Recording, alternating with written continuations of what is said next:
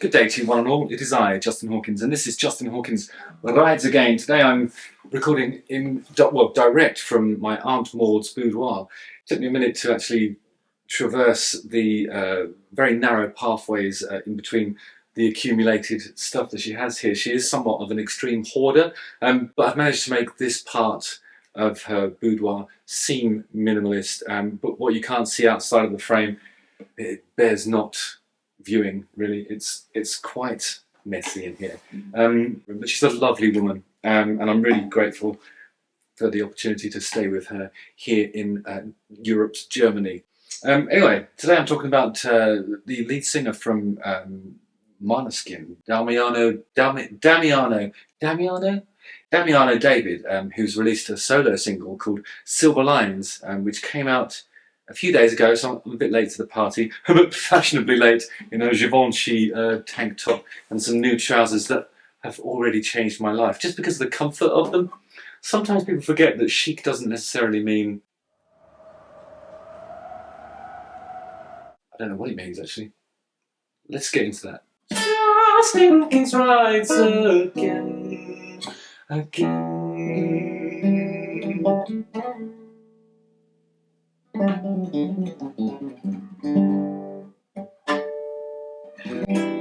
Thought I'd finish up now. Simple E minor 7. Minor 7.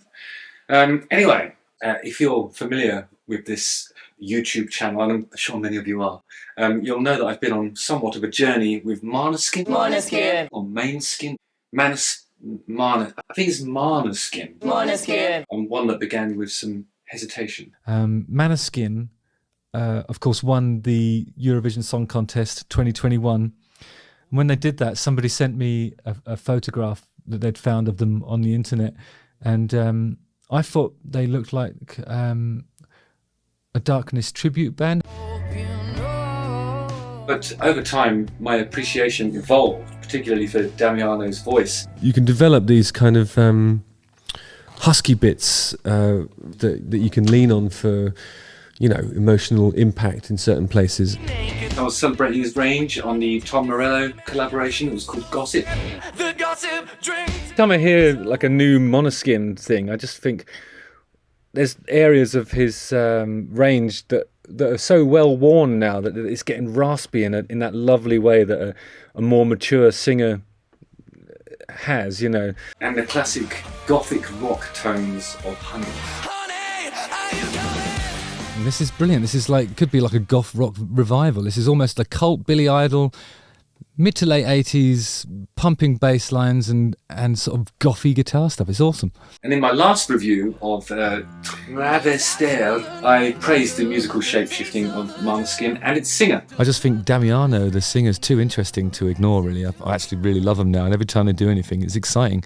I think they keep changing their sort of aesthetics subtly as well, and I just think they're really interesting. So, once again, the aesthetic has changed, and Damiano has gone solo. Silverlines is the first single taken from a forthcoming debut solo album, and it was produced by Labyrinth. Right, I'm going to play the song. Here we go. As long as you do something with conviction, it will be powerful. As long as you do what you do with conviction, it'll be powerful. It's true. I always say that about music, actually. Like, for example, if I go... the wrong note played with the right amount of confidence is the right note. So I think that's what they were saying in that H&M advert just now. I feel sorrow. Hey, I'm wearing exactly the right outfit. He's got lovely slicked back hair and a lot of tattoos and a white vest. That was a fluke, I swear. What's not to love, hey? No more. Ooh, that's nice already. It's really quite straightforward. I mean, I think it's kind of like when you hear songs that are in this is F sharp and C sharp. The sharp notes are the black ones on the piano. It makes it slightly easier to play, I suppose, and it's kind of like a lot of songwriting is built around those, and definitely sort of speaks to the departure from band world into, you know, thoughtful piano ballad land. It's kind of like what is that? That's more of a sort of little feet thing than a Stonesy thing. Like if it was played on a guitar, you go, or unless you're Keith Richards and you go, you can hear the difference, can't you? But it's some of the elements of the F sharp that it came from coming back into that C sharp as a little motif, just a pedal on. It's lovely. And peace belongs to me. So I think what we're talking about here is a blues structure. What's interesting about it is that it starts on that, which would ordinarily be the second position of a blues thing that started in that key.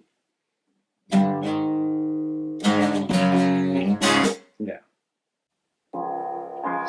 I think this is kind of like, I guess, like gospel, kind of gospel-y, I suppose. And as if by magic, as soon as I say gospel, the choir shows up.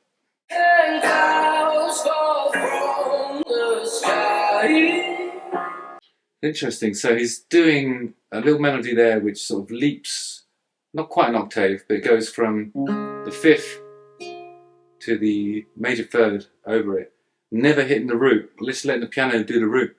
It's cool. That's a sophisticated choice, actually. It sounds like somebody's just yodeling for the sake of it, but there's more to it when you look underneath the bonnet. You know, I love that bit. That's cool.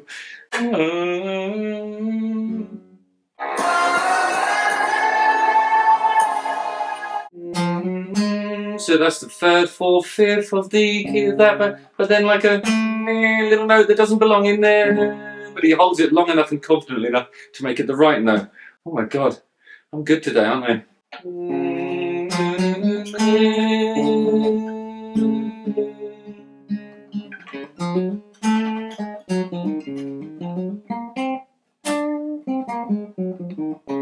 Nice.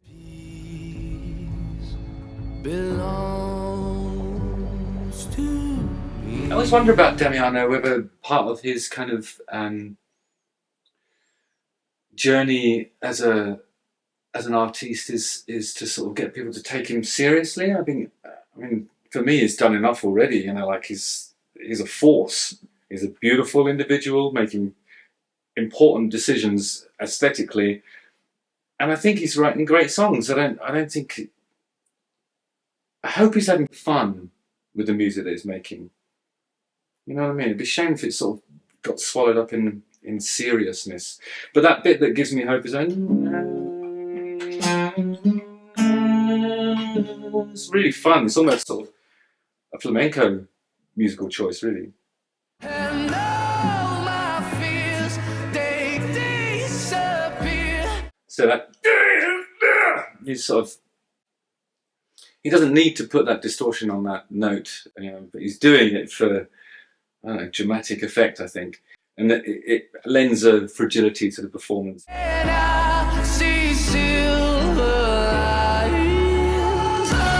Silverlines is an interesting expression, isn't it? It reminds me of some of that, when people talk about astral projection, when you have an out-of-body experience and you're kind of floating above yourself, regarding yourself and your surroundings.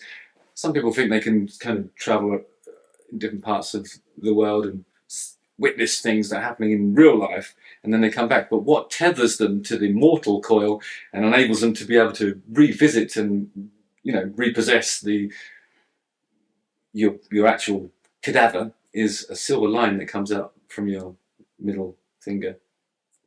I don't know why they chose that one exactly, but goes down your arm, a silver line comes out there and connects your soul to your body when you're astral projecting, visiting other places from the realms of the ethereal. So maybe that's what he's talking about here, an out-of-body experience.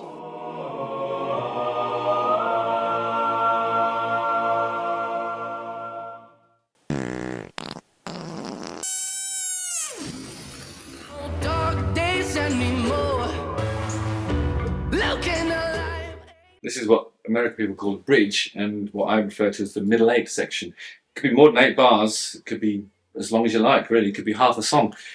There's only half a minute to go. Is this a bridge or an outro? What do you think, guys?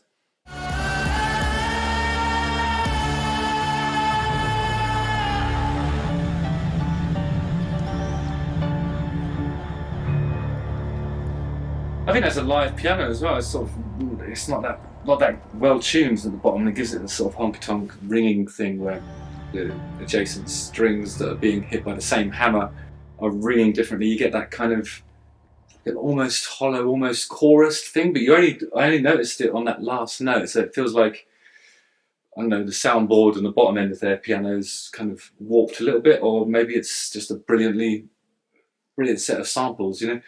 But it's a really gorgeous little bit of gospel. I think he's presenting himself as somebody that we need to take seriously.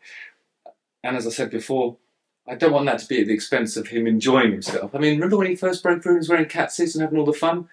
Now he's wearing white vests with his hair slicked back and looking serious. I love him. I think he's amazing. Let me know what you think in the comments below. Justin Hawkins rides again.